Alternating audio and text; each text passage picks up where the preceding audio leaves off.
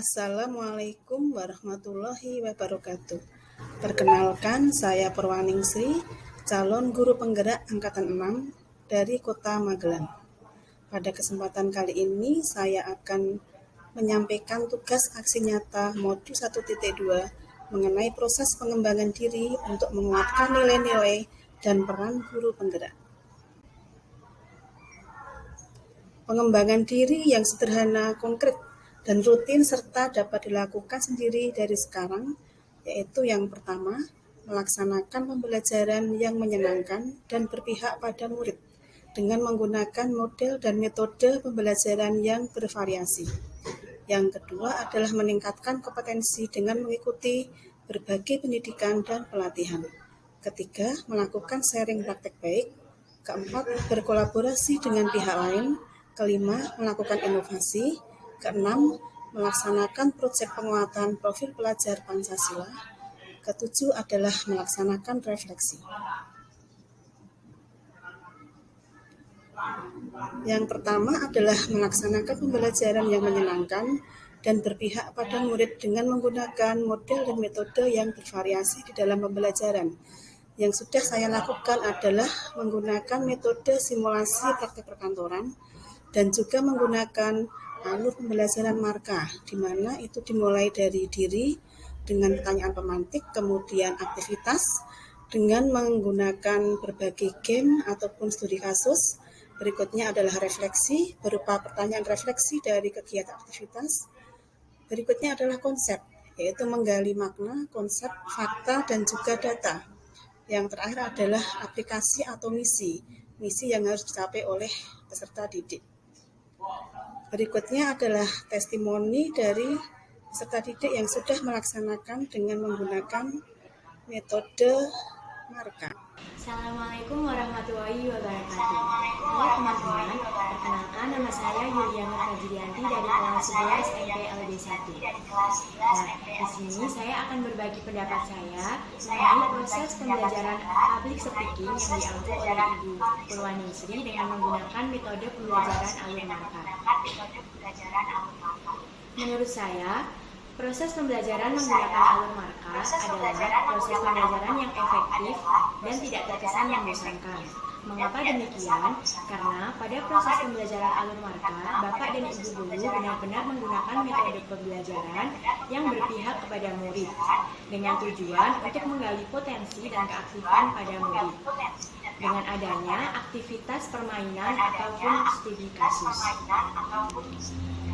Nah, proses pembelajaran menggunakan alur marka ini cocok untuk kita yang memiliki ketidakpercayaan yang tinggi, introvert, takut untuk berbicara di depan publik, dan masalah-masalah lainnya yang berhubungan dengan rasa ketidakpercayaan diri kita. Pada proses pembelajaran alur marka ini, kita diajak secara bersama-sama untuk mencari solusi akan permasalahan tersebut. Dan juga kita diajak untuk terus berlatih agar menjadi lebih baik. Yang pastinya dapat diikuti dengan baik pula dan tidak terkesan membosankan. Begitulah kira-kira pendapat saya mengenai proses pembelajaran alur marka. Ingat, kekurangan bukanlah hal yang harus disesali, tetapi dapat kita ubah asal kita melangkah dengan aksi yang nyata. Sekian, salam cerdas berkarakter. Assalamualaikum warahmatullahi wabarakatuh. Berikutnya adalah meningkatkan kompetensi dengan mengikuti berbagai pendidikan dan pelatihan. Untuk diklat yang sudah saya laksanakan atau saya ikuti, yaitu adalah guru inti yang dilaksanakan di Jakarta, kemudian diklat upskilling dan reskilling di Serang, Banten, kemudian sebagai fasilitator KOSPE di Bali dan Bogor, berikutnya Bintek P5 di Bekasi, dan yang terakhir adalah diklat komite pembelajaran yang dilaksanakan oleh BPP MPV Seni Budaya Yogyakarta. Kemudian melakukan sharing praktek baik. Untuk sharing praktek baik ini sudah saya lakukan pada kegiatan di IHT Komite Pembelajaran yang dilaksanakan di SMK Negeri 2 Magelang, yang itu rutin diadakan 1 tahun sekali di awal pembelajaran. Kemudian sebagai narasumber IKN yang dilaksanakan di SMKN 1 Sambirejo, kemudian narasumber penyusunan bahan ajar di SMK Muhammadiyah Salaman. Kemudian berkolaborasi dengan pihak lain. Untuk berkolaborasi dengan pihak lain sudah saya lakukan dengan rekan sejawat, orang tua, komite sekolah dinas terkait, dan juga dengan industri. Kerjasama dengan industri seperti pelaksanaan PKL, magang guru, dan juga penyelarasan kurikulum. Berikutnya adalah melakukan inovasi. Untuk inovasi ini yang sudah saya lakukan adalah menyusun buku yang ber-ISBN dan sudah diterbitkan oleh PT Quantum Book, kemudian menulis artikel ataupun jurnal ilmiah di berbagai media massa ataupun jurnal ilmiah, dan juga membuat media pembelajaran yang berbasis digital. Berikutnya adalah melaksanakan proyek penguatan profil pelajar Pancasila. Untuk proyek penguatan profil pelajar Pancasila ini kita laksanakan setiap hari Jumat dengan jadwal blok di hari Jumat, dan untuk kegiatannya berbagai kegiatan yang kita sesuaikan dengan tema yang diambil.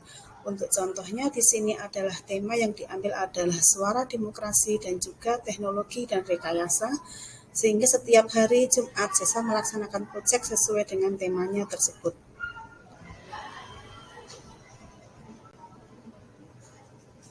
Berikutnya adalah melaksanakan refleksi.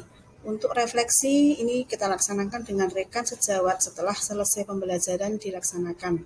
Untuk refleksi ini juga kita laksanakan melalui supervisi pembelajaran yang diadakan 2 kali dalam 1 tahun, sehingga dalam 1 semester kita selalu melaksanakan refleksi melalui supervisi pembelajaran tadi. Berikutnya adalah melakukan refleksi dengan industri yang terkait, terutama di dalam penerapan dari penyelarasan kurikulum yang sudah kita lakukan. Demikian tadi nilai-nilai guru penggerak yang sudah kita terapkan di sekolah kita masing-masing. Terima kasih, salam dan bahagia.